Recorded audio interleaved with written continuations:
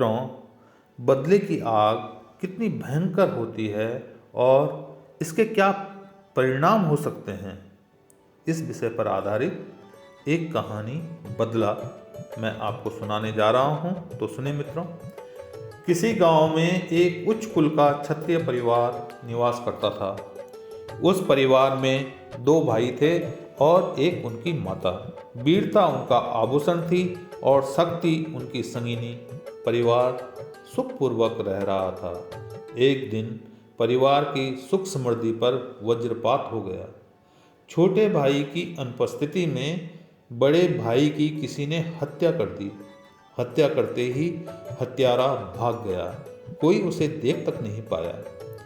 पुत्र की हत्या का समाचार सुनकर माँ का कलेजा फट पड़ा।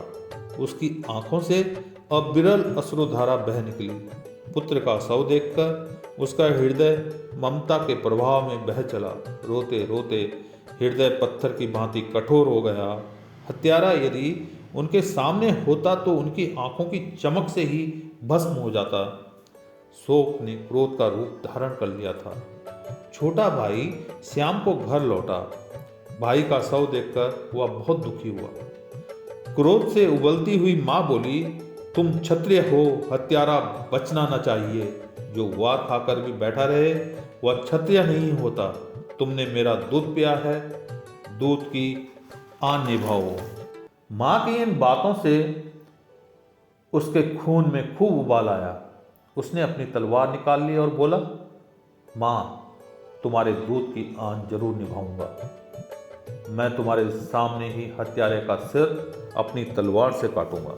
मां बोली, यही करो पुत्र। क्षत्रिय पर तो किसी की आक्रमण करने की हिम्मत तक नहीं होनी चाहिए, ऐसा असर होना चाहिए। अब हत्यारे से ऐसा बदला लो कि आगे कोई तुम्हारी तरफ आंख उठाकर ना देख सके। जो अपने शत्रुओं को ऐसा सबक ना सिखा सके वह वीर नहीं, कायर है। छोटा भाई यह सुनकर खड़ा ना रह सका। उसका क्रोध चरम सीमा पर पहुंच गया था। शत्रु को बंदी बनाए बिना वापस न लौटूंगा, कहकर वह चला गया। उसने देश का कोना कोना छान मारा, जंगल तक में ढूंढा। भयंकर पशु भी उसकी तलवार देखकर भाग खड़े होते। नगर क्या, गांव क्या, सब तरफ उसकी नंगी तलवार घूमी। घूमते घूमते 12 वर्ष हुए तो शत्रु का सुराग मिला। बिना एक भी पल गंवाए उसने शत्रु को बंदी बना दिया। उसकी जवान पत्नी, छोटे छोटे बच्चे, बूढ़ी माँ सब रोते पीटते रह गए। 12 वर्ष का वक्त कम नहीं होता। इतने दिन बाद घर पहुंचा। उसकी आंखों में विजय की चमक थी। बंदी हत्यारे की माँ के सम्मुख प्रस्तुत करके बोला, लो माँ, मैंने तुम्हारे दूध की आन निभा दी है। अब इस तलवार से स्वयं ही इसका सिर काट दो। बंदी को मृत्यु साक्षात नजर आ रही थी। वह गिड़गिड़ाकर प्राणों की भीख मांग रहा था। उसने अपनी जवान बीबी के आंसुओं का, मासूम बच्चों का और माँ के बुढ़ापे का वास्ता दिया, परंतु क्षत्रिय वीर न पसीजा। वह दांत पीसकर बोला, इस माँ के दर्द को नहीं पढ़ रहे हो क्या? भाई को मारते समय भी क्या तुमने ऐसा सोचा था?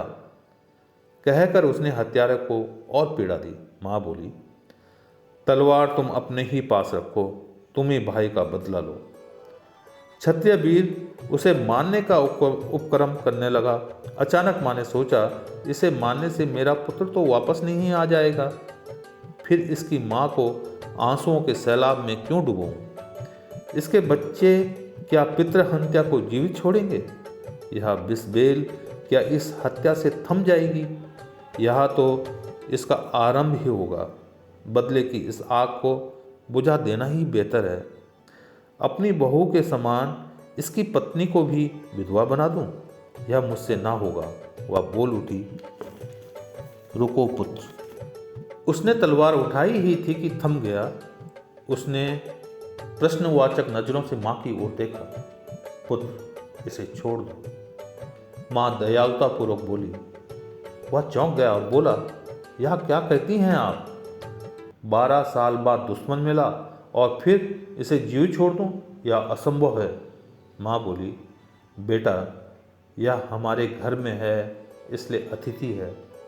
अतिथि को मारना धर्म नहीं, और यह बार बार गिड़गिड़ाकर प्राणों की भीख मांग रहा है। पीठ दिखाकर भागते शत्रु पर क्षत्रिय वार नहीं करते। वह रुक गया था। सुनो, क्रोध से क्रोध को जीता नहीं जा सकता। खून का दाग खून से नहीं धोया जा सकता। हत्या के बदले हत्या उस विष वृक्ष की जड़ बनेगी, जिसका फल न जाने कितनी सुहागनों को विधवा और कितने बच्चों को अनाथ बनाएगा। सुनो, इसके बच्चे इसकी मृत्यु पर चुपचाप नहीं बैठेंगे। वे भी उसी तरह बदले के लिए निकलेंगे जिस तरह तुम 12 साल पहले निकल पड़े थे। इसलिए इसे छोड़ देने में ही कल्याण है। क्रोध को क्षमा से ही जीता जा सकता है। पुत्र ने तलवार फेंक दी और बंदी रिहा हो गया। तो मित्रों, आपने बदला नाम की यह कहानी सुनी। अगर आपको अच्छी लगी तो मेरे चैनल को प्लीज़ करके सब्सक्राइब कीजिए, लाइक कीजिए और घंटी का बटन अवश्य दबा दीजिए। धन्यवाद। जय हिंद।